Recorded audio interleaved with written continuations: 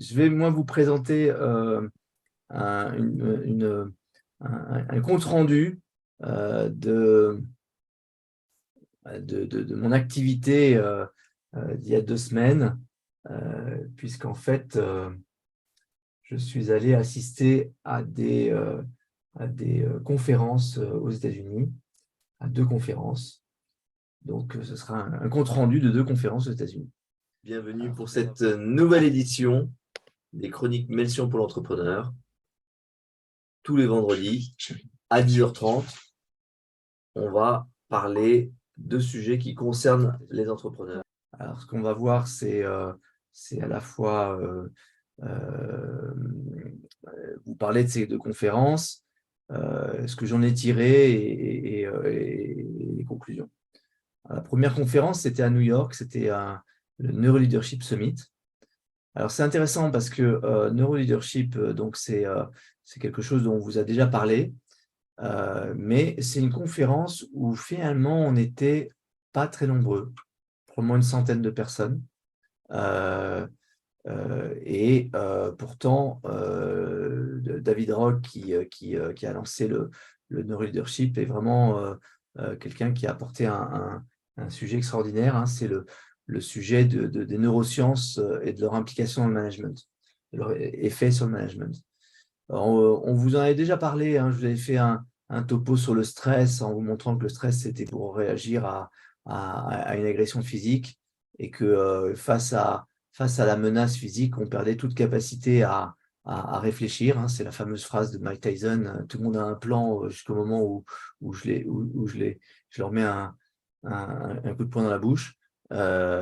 Et on avait vu dans ce cadre-là que les sources du stress, ça se retrouvait dans un modèle qui s'appelle le SCARF, qui est un acronyme, mais qui veut dire en même temps le foulard. Donc, vous promenez dans la rue et quelqu'un vient toucher à votre foulard autour de votre cou, vous allez probablement stresser.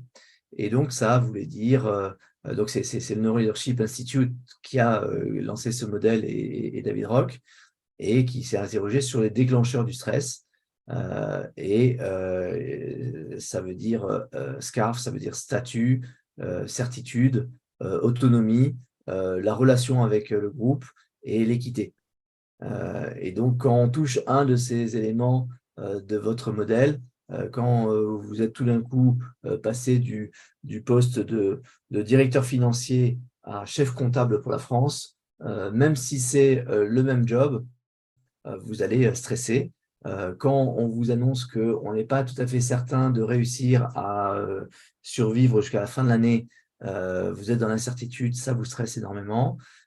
Quand quelqu'un prend en compte votre autonomie, c'est-à-dire vous met en prison, vous êtes stressé. Quand vous êtes snobé par tout votre groupe, vous êtes stressé. Et quand vous avez l'impression qu'il n'y a pas d'équité, vous êtes stressé. Voilà, donc, 5 sources du stress que nous apprenait David Rock à l'époque. Donc, c'est des choses, vous voyez, très utiles, très bien vues et très pointues. Donc, à ce sommet, il y avait des petites pépites ça et là. Celle que je vous présente là, c'est un professeur de Stanford qui travaille sur les erreurs médicales. Et donc, le chiffre terrible, c'est qu'il y a 400 000 morts aux États-Unis chaque année liées à des erreurs médicales. Donc, ça en fait la 3e cause de mortalité, hein, quasiment. C'est après les maladies cardiaques et le cancer, c'est les erreurs médicales. Donc, c'est incroyablement fort. N'allez pas dans un hôpital, hein, c'est un endroit où on meurt beaucoup. Et notamment, un des points qu'il mettait en avant, c'est qu'il y avait toujours cette différence quand on analysait les accidents, qu'il y avait une différence entre ce que les gens disaient, ce qu'ils faisaient et ce qu'ils disaient qu'ils faisaient. C'est 3 choses qui n'ont rien à voir. Et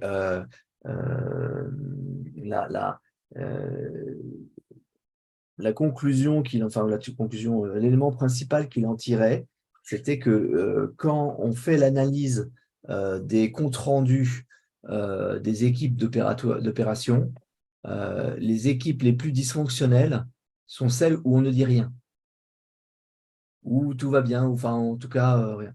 Celles où ça se dispute dans tous les sens sont en général des équipes qui fonctionnent. Et alors, ce qui est marrant, c'est qu'à la fin de chaque conférence, enfin, au milieu de chaque conférence faite dans ce sommet, il y a une pause. Et la pause, c'est pas une pause, c'est ce qu'ils appellent digestion par l'audience. Donc, c'est-à-dire que c'est un moment où on se retourne auprès de ses voisins et on discute de ce qu'on en a compris, de ce que ça nous a évoqué, en fait, on va dans l'échange et en faisant ça, on commence à produire du savoir. Et ça vient d'une idée enfin, d'une compréhension qu'a le Neuroleadership Institute, qui est de dire que le cerveau a une capacité limitée, qu'on ne peut pas faire un sommet, enfin une conférence de plus de 2 jours, et puis qu'il faut travailler sur tous les différents aspects, enfin que cette capacité, c'est une capacité d'attention, de raisonnement, d'autocontrôle, de savoir-faire sociaux et de mémoire de travail qui est limitée. Après ça, ils ont un modèle que je n'ai pas mis là, qui est le modèle AGES, qui dit que pour apprendre, il faut attirer l'attention, il faut générer du travail sur cette idée, sur la base de cette idée.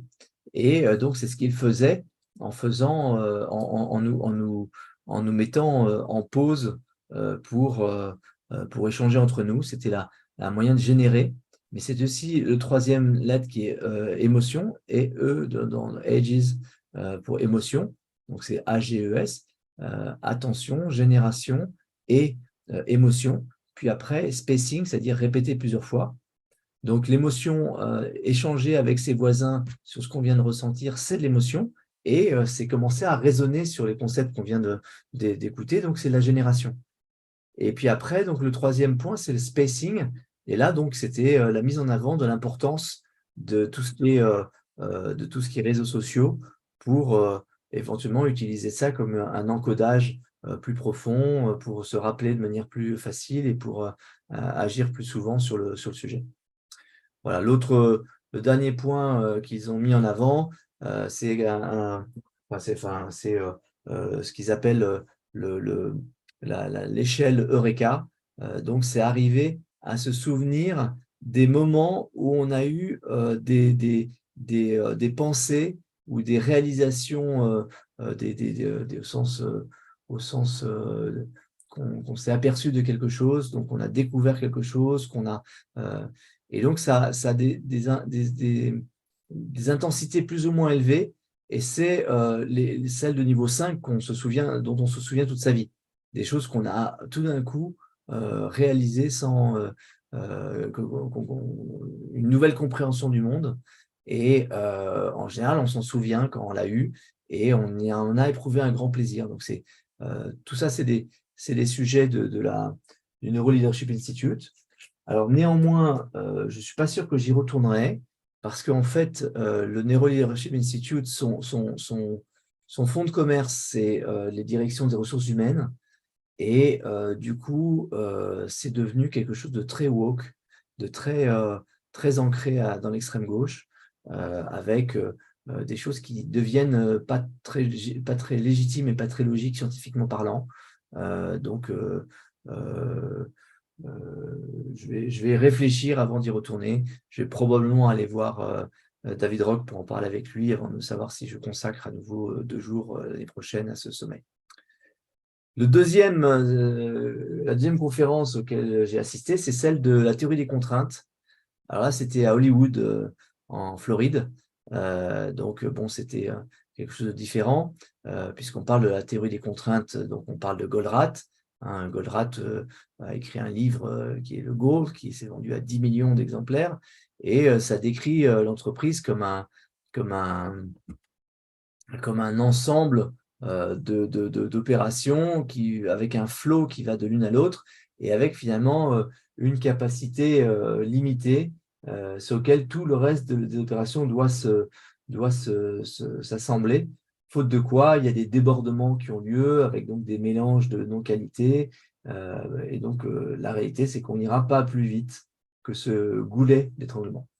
Alors, tout ça, hein, on avait déjà parlé. Je vous avais fait une série où j'avais parlé des 5 livres les plus importants, des 5 penseurs les plus importants de notre époque. Il y avait dedans Eli Goldratt, qui est mort en 2011, qui était un physicien qui avait mis en place un logiciel pour transformer l'entreprise dans un flux. Et il s'apercevait qu'il était l'évangéliste de son entreprise, c'est-à-dire qu'il était constamment obligé d'être là pour vendre son logiciel EPT, malgré les extraordinaires résultats, malgré les très fortes références qu'ils avaient obtenues. Il fallait toujours qu'il soit là, donc il s'est décidé à écrire un livre qu'il a transformé en gourou du management. Donc ce livre, c'est De Gaulle, hein, dont je vous parlais tout à l'heure, que je vous montrais tout à l'heure.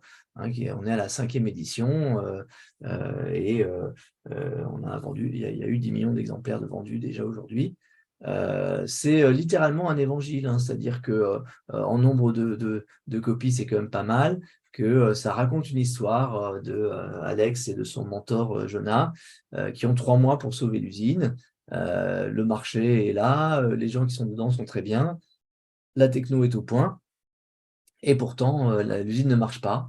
Et donc, par réalisation successive, Alex va comprendre qu'il fait tout de travers, notamment avec l'allégorie de la troupe de scouts qui l'accompagne et qui est comme le process dans l'entreprise où on va partir du matériel, euh, du matériel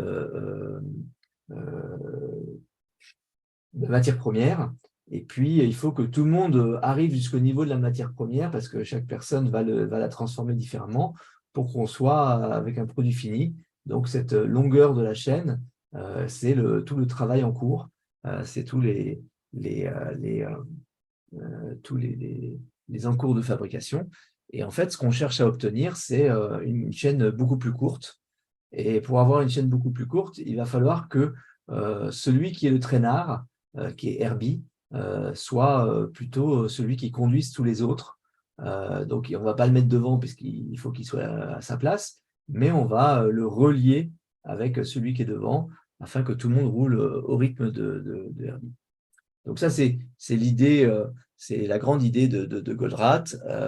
Il a fait un deuxième livre, Ce n'est pas une question de chance, où Alex a été promu. Il a appliqué au marketing, à la production, à la stratégie, les théories de Goldratt. Et on définit dans cet ouvrage les thinking processes, qui sont des moyens de penser collectivement avec un même langage et qui sont très, très utiles.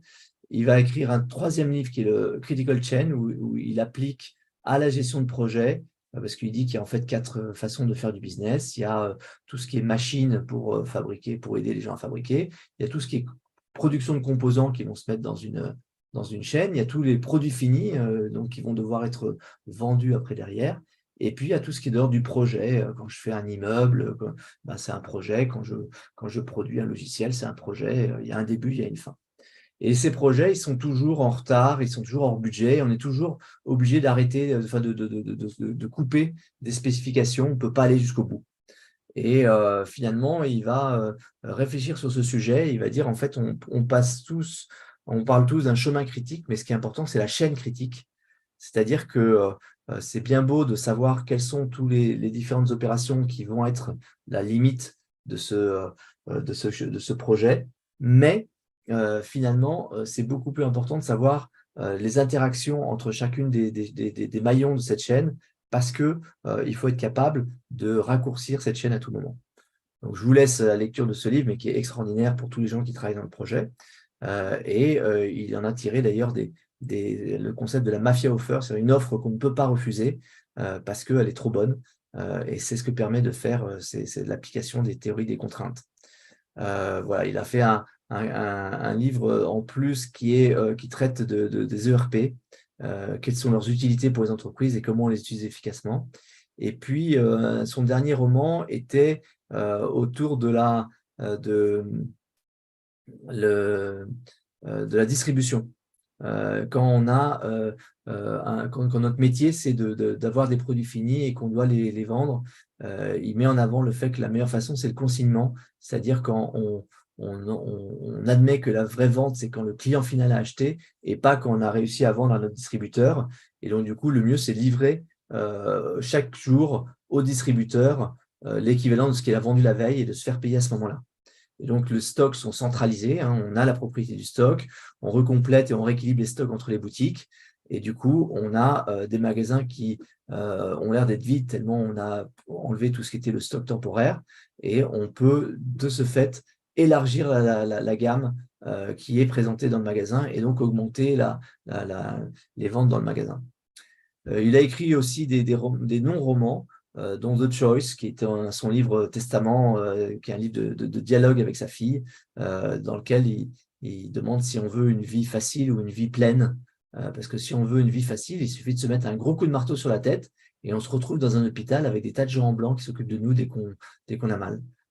Mais une vie pleine, c'est quand même probablement plus intéressant. Et en 90, il avait sorti le Haystack Syndrome, qui est en fait très intéressant parce que il pose la question de la comptabilité et du fait qu'on ne peut améliorer que ce que l'on mesure.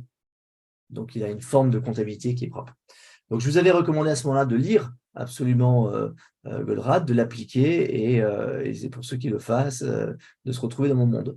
Et je suis enfin allé à un sommet de la théorie des contraintes et je me suis aperçu à cette occasion que j'aurais dû y aller plus tôt et que j'aurais dû insister un peu plus auprès de vous tous sur l'importance de la théorie des contraintes. Alors évidemment, c'était très difficile pour moi puisque c'était quand même dans un environnement un peu compliqué. J'étais tous les matins obligé d'aller marcher 3/4 d'heure les pieds dans l'eau devant l'hôtel. Mais c'était malgré tout quelque chose de sérieux. Donc, on a vu des tas de conférences différentes. Celle-là est celle d'un des dirigeants d'une entreprise qui s'appelle WiseTech Global. WiseTech, c'est une entreprise qui, en 2016, avait un revenu de 100 millions de dollars australiens et qui est passé à 800 millions en donc 5 ans. C'est ça fait 5 ans. Ouais, non, ça fait un peu plus. Ça fait 7 ans. En 7 ans. Et ils sont passés d'un EBITDA de 35 à 385. Et en salariés, ils sont passés de 500 à 3000. Et avec des implantations partout dans le monde, ils en ont 58 maintenant contre 14. Enfin bref, vous voyez que c'est une très grosse croissance. Ce qu'ils font, c'est qu'ils sont dans tout ce qui va depuis l'entrepôt jusqu'à l'entrepôt, en passant par le fret, les douanes et tout ce qui est passage de frontières. Ils ont cette offre qui couvre tout le monde. Et finalement, ils nous expliquaient que ça s'était fait principalement parce qu'ils avaient implémenté la théorie des contraintes depuis 2005, avec notamment une formation de tout leur cadre au thinking processes que j'évoquais un peu plus haut. Ça les amène dans un mode d'organisation où il n'y a pas un leadership, où il n'y a pas où il laisse toujours une confrontation créative entre les différentes parties prenantes. Donc, par exemple, il considère qu'il faut qu'il y ait cette confrontation entre celui qui est le gardien du temps, celui qui est le gardien de la qualité et celui qui est le gardien du produit. Sous le regard du dirigeant qui, lui, est le gardien des sous.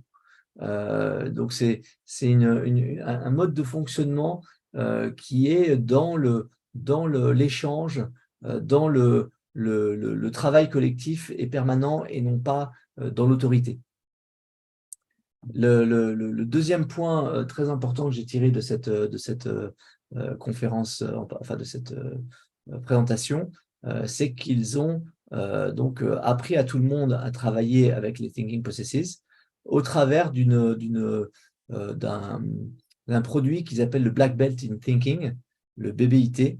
Et en fait, ils nous ont offert à tous ceux qui étaient, à tous les participants ainsi qu'à tous les membres de l'association de la théorie des contraintes, une formation gratuite à Black Belt in Thinking.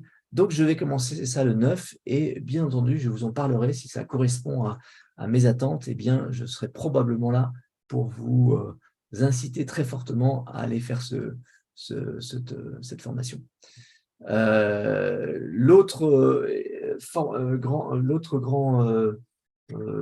grand élément qui m'a bien plu dans ce sommet, c'était que Justin Rothmarsh était présent.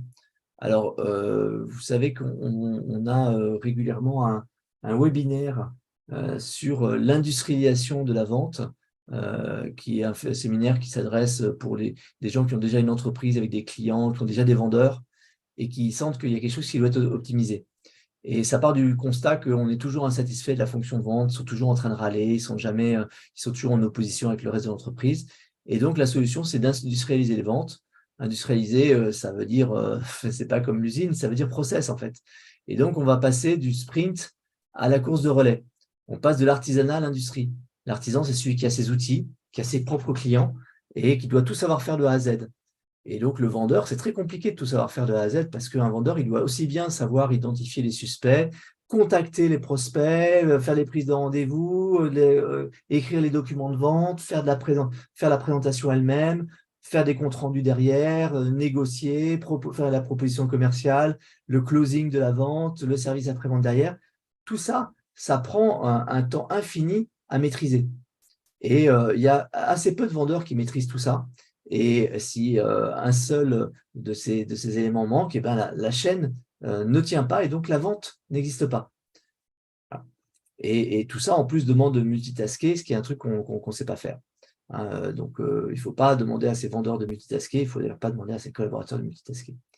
Et donc, tout ça, tout ce webinaire s'appuie sur un livre qui s'appelle The Machine, qui a écrit Justin Rothmarsh, et qui pense qu'il y a une série de mythes qui fait que la vente est mal faite. Et ces mythes, c'est que la vente s'est faite par les stars, par les meilleurs vendeurs, qu'elle se fait sur le terrain, sur les rendez-vous qu'on fait, que l'amélioration des ventes, c'est parce que ça vient du fait qu'on améliore le taux de conversion, qu'on améliore l'entretien de vente lui-même, que le client il a besoin d'un point d'accès unique, donc d'un vendeur qui sache qui est son vendeur et qui puisse le joindre à tout moment, que la relation est clé dans la décision, c'est parce qu'on a fait des bouffes avec son client qu'on a des ventes, et que le vendeur doit être le maître de son château, c'est en quelque sorte le propriétaire de ses clients et c'est lui qui s'occupe de tout ça. Sauf que ces 6 axiomes sont très facilement contestés parce que c'est pas sûr qu'une équipe de stars soit l'objectif. Il vaut mieux une équipe cohérente parce que les stars, elles peuvent partir. Et quand elles partent, on se retrouve tout d'un coup face à un trou et que les stars coûtent très cher. Que la vente face à face, c'est bien beau, mais la plupart du temps, on vend à distance. On a des gens qui nous appellent pour nous dire « Ah ben, est-ce que vous pouvez me renvoyer une caisse ?» C'est ça qui fait la plupart des ventes. Donc, c'est plutôt là qu'il faut mettre son accent. Que la question de l'amélioration de la conversion, c'est savoir s'il vaut mieux faire le plus de ventes possible pour le vendeur ou s'il faut qu'il se contente de quelques ventes qui marchent très bien. Et on est probablement d'accord qu'il vaut mieux que le vendeur fasse le plus de visites possibles. Le vendeur qui demande un point d'accès unique, non, l'acheteur qui a besoin, le client qui a besoin d'un point d'accès unique, en fait, non, le client, il a besoin de savoir qu'à tout moment, quand il appelle dans la boîte, quelqu'un est capable de lui répondre de manière pertinente.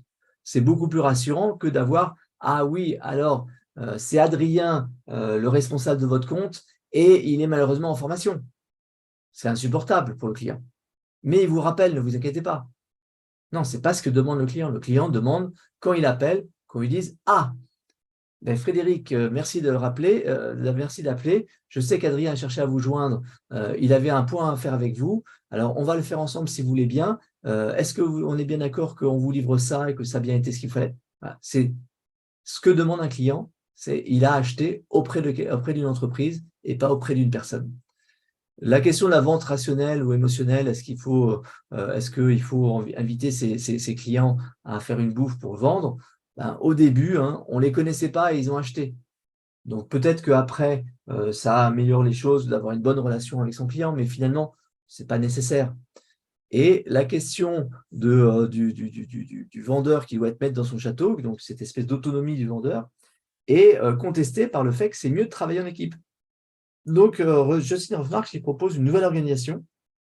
Il dit, voilà, il faut centraliser tout ce qui est le calendrier des commerciaux. Ce n'est pas eux qui s'en occupent. C'est une personne qui fait en sorte qu'on remplit au mieux leur calendrier.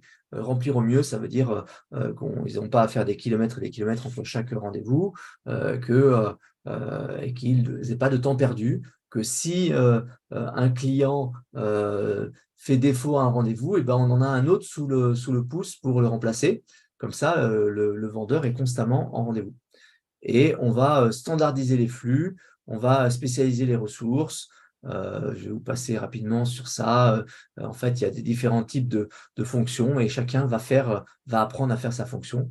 Et puis après, on va formaliser le management. Donc, on transforme l'entreprise en un système et tout ça, évidemment, est utile quand le goulet est le vendeur. Donc tout ça, ce travail de Justin Hofmark, c'est de l'application de la théorie des contraintes à la vente. Et donc, il préconise des ventes dans lesquelles le vendeur n'est pas autonome, il est au service du goulet, il est là pour optimiser la valeur du goulet, et on va aller depuis le je fabrique pour mettre en stock vers le je fabrique pour répondre à une commande, voire je conçois pour répondre à une commande. Donc, c'est des trucs qui font très peur aux directeurs commerciaux parce que ça va coûter une fortune pour avoir 4 rendez-vous par jour, 5 jours par semaine. Il faut une organisation, du marketing promotionnel pour remplir l'entonnoir des ventes. Il faut des gens qui viennent coordonner l'agenda intelligemment, et c'est du people en plus. Et puis, il faut des gens pour gérer la relation client en dehors des rendez-vous, envoyer les devis, résoudre les problèmes, etc. Donc, ce petit schéma-là fait tout de suite très peur parce qu'on voit qu'on va devoir payer 2, 3, 4 personnes en face de chaque vendeur. Mais en fait, cet atelier complet qui fait toutes les différentes fonctions nécessaires dans la vente au service du vendeur, ça va aussi rapporter énormément. Puisqu'un vendeur qui a 20 rendez-vous par semaine, il va probablement faire une vente sur 10 minimum, donc 2 ventes par semaine, c'est en général beaucoup, beaucoup plus que ce qu'on fait en un mois. Donc, il y a une vraie accélération. Évidemment, il ne faut pas payer les vendeurs à la commission. Je vous rappelle que celui qui court après une carotte, c'est l'âne. Et donc, je vous engage à lire ce livre de Justin Hofmark. Mais c'était très intéressant de le rencontrer parce que j'ai pu récupérer des infos intéressantes. Alors d'abord, un des points qui est mis en avant par Justin dans sa présentation, c'est qu'est-ce qu'on fait des vendeurs classiques? Et la réponse de Justin, c'est il ne faut pas penser qu'ils vont rester vendeurs. Ils ne vont pas accepter cette nouvelle façon de travailler. Donc, ils ont en général pris un rôle qui est plus un rôle d'ingénieur qu'un rôle de vendeur, un rôle de quelqu'un qui va chercher à résoudre les problèmes des clients au lieu de leur présenter de la façon la plus simple le produit dont ils ont besoin. Et du coup, il est probablement très bien câblé pour devenir un responsable de la recherche-développement, celui qui va orienter les ingénieurs vers des produits qui vont intéresser les clients. Le deuxième point intéressant, c'est quel est le business model de Justin, donc il vient aider les entreprises à s'industrialiser. Alors, très simple, il travaille surtout pour des entreprises B2B qui ont un certain volume de vente, c'est au-delà de 5-10 millions de ventes, et il est, selon les entreprises, entre 10 et 20 000 $ par mois, ce que je trouve très raisonnable, d'autant plus qu'il n'a pas d'autres choses qui facturent, c'est uniquement ça. Donc, probablement une bonne ressource pour ceux d'entre vous qui ont besoin de réorganiser les ventes de manière plus efficace. En conclusion, eh ben, il faut aller aux conférences. Les conférences, c'est un bon endroit pour rencontrer du monde, pour apprendre des petites choses. Évidemment, tout n'est pas utile, mais c'est pas très grave parce que quand sur 2 ou 3 jours de conférence, on apprend deux ou trois choses importantes dans la journée, c'est plus que ce qu'on apprend dans une journée d'habitude. Les niveaux, bien sûr, sont très différents, mais vous avez tous vu Forrest Gump, hein, la vie est comme une boîte de chocolat. Donc, on ne sait jamais ce qu'on va avoir, mais il faut faire avec. Et puis, il faut que vous lisiez Le But de Goldratt ainsi que les autres livres. Voilà ma conclusion de cette semaine de conférence de début octobre.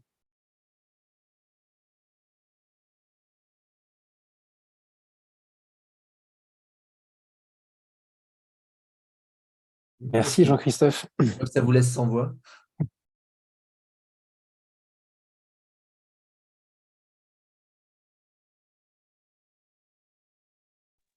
C'est Alors, riche. je rappelle que j'ai un œil toujours sur le YouTube. Donc, si vous avez des questions, vous nous regardez via YouTube, n'hésitez pas. Et donc, l'année prochaine, la théorie des contraintes, c'est en Allemagne, donc c'est plus proche. Donc, vous n'aurez pas l'excuse de « oulala, je ne fais pas des voyages en avion au-dessus de l'Atlantique, c'est trop dangereux ». Vous pourrez aller en train, je crois que c'est aux alentours de Francfort. Et ce sera 8, 9, 10 octobre 2024. Donc, réservez vos billets.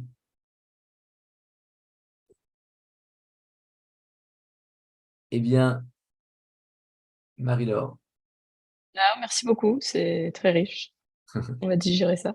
Donc, on te voit l'année prochaine à la conférence des théories des contraintes à Francfort, c'est ça? Pas On va d'engagement. faire un voyage groupé. Exactement. Et en fait, ce qui est terrible, hein, c'est que cette conférence est d'un niveau incroyable et on était là aussi une centaine, dans les deux cas. Donc, c'est ridicule, en fait. C'est des conférences où il y avait beaucoup de monde et les gens n'ont pas encore repris le réflexe d'aller assister à des conférences. Mais ça va revenir parce que c'est vraiment utile.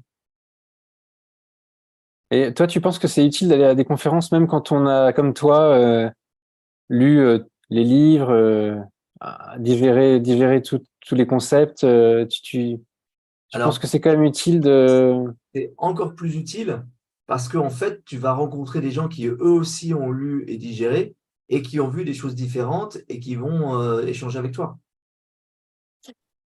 Donc, on a des échanges très riches quand on est là-bas. J'ai échangé avec un entrepreneur qui utilisait ça pour redresser des entreprises. En fait, c'est la confrontation de la théorie à la pratique. Entre autres, mais aussi les théories entre elles. J'ai eu une discussion très intéressante avec un prof de médecine du Nouveau-Mexique qui utilisait la théorie des contraintes. C'est la théorie. Mais c'est vachement intéressant de voir ça, la façon dont il voit les choses par rapport à la façon que tu avais tout en tête. Donc, c'est en fait l'expérience ultime quand on a lu les livres, en fait. Et puis, j'imagine aussi que ça développe ton réseau. Évidemment. Évidemment. Tu vois, aller discuter directement avec Justin Rothmarsh me permet maintenant de lui envoyer directement mes clients. Pour le plus grand bien de tout le monde.